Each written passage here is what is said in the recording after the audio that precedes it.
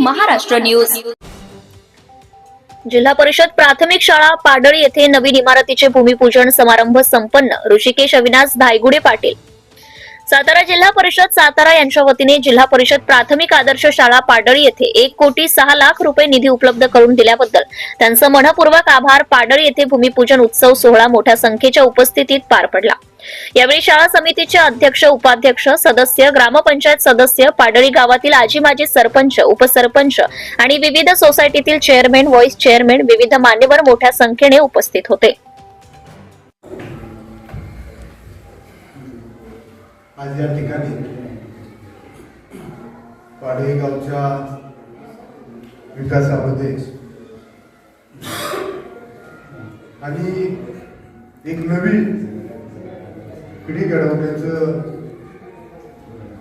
जे विद्येचं मंदिर म्हणजे जिथून पिढी घडते ती जिल्हा परिषद प्राथमिक शाळा। आज त्या शाळेच्या नवीन 6 खोल्यांच्या भूमिपूजन सोहळ्याप्रसंगी माझ्यासोबत उपस्थित असलेले निंबोडी गावचे माजी सरपंच भाऊसाहेब शेके पाटील, त्याचबरोबर या पाडळी गावचे ज्येष्ठ नेते, सोसायटीचे माजी चेअरमन तात्यानाना धायगुडे पाटील, त्याचबरोबर या पाडळी गावचे माजी सरपंच राजूनाना नागरे पाटील, माजी सरपंच हनुमंत धायगुडे, खंडाळा तालुका सहकारी साखर कारखान्याचे संचालक विठ्ठलराव धायगुडे, माझ्यासोबत या ठिकाणी उपस्थित असलेले सदाशिव बाबा, सुकेडगावचे ज्येष्ठ नेते सुरेश धायगुडे, भोसलेगाव पाडेगावचे आमचे मार्गदर्शक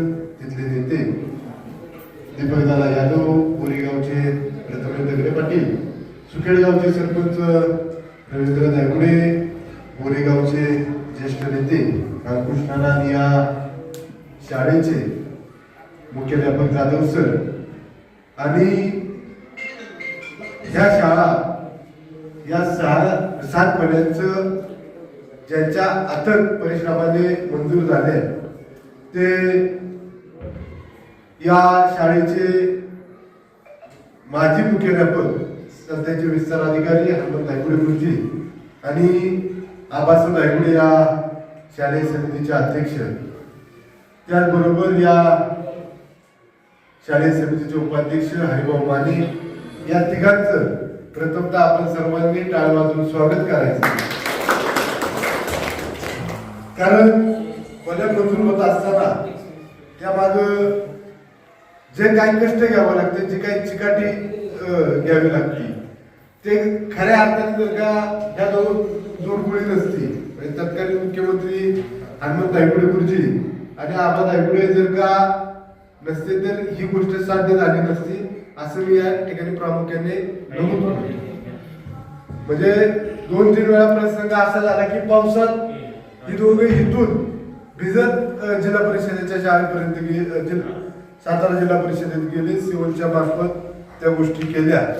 आणि या कार्यक्रमाच्या निमित्ताने मी आपल्या सगळ्यांचे नेते, राज्याचे ग्रामविकास मंत्री नामदार जयकुमार गोरेगाव यांचे सुद्धा विशेष आभार व्यक्त करतो की त्यांच्या सहकार्यातून, त्यांच्या प्रयत्नातून आपल्या शाळेला एवढा निधी आला।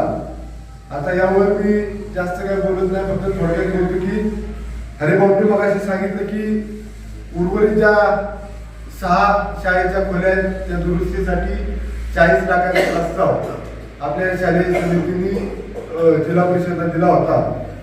जिल्हा परिषद मार्फत ग्रामविकास विभागाकडे गेला आणि काहीतरी त्या त्रुटी कागदपत्रांच्या निघाल्या, त्या बघून उर्वरित 40 लाखाचा निधी सुद्धा जयभाऊच्या माध्यमातून आपण या ठिकाणी शाळेसाठी प्रयत्न करून आणू, एवढंच आजच्या या कार्यक्रमात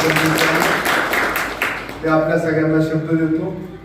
त्याचबरोबर आता गिरी सरांनी सांगितलं की शाळेतील गुणवंत विद्यार्थ्यांचा त्यांनी गुणगौरव सोहळ्याचं सांगितलं, त्याचबरोबर शाळेत विकासात्मक जी काही कामं चालू आहेत त्याही गोष्टी गिरी सरांनी सांगितल्या। शेवटी गावाचं सहकार्य असल्यानंतर शाळेला काही कमी पडत नाही।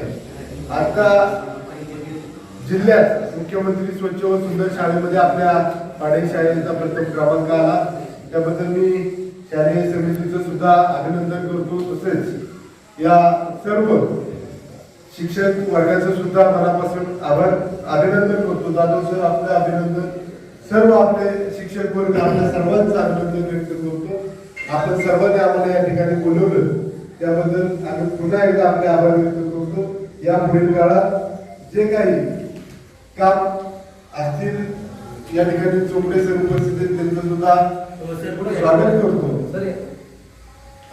त्याचबरोबर या पुढील काळात आपल्या सर्वांना ज्या काही अडचणी येतील कधी हात द्या, मी सदैव आपल्यासाठी उभा राहील. एवढंच या कार्यक्रमाच्या निमित्ताने व्यक्त होतो आणि थांबतो. Subscribe now and press the bell icon. Never miss an update.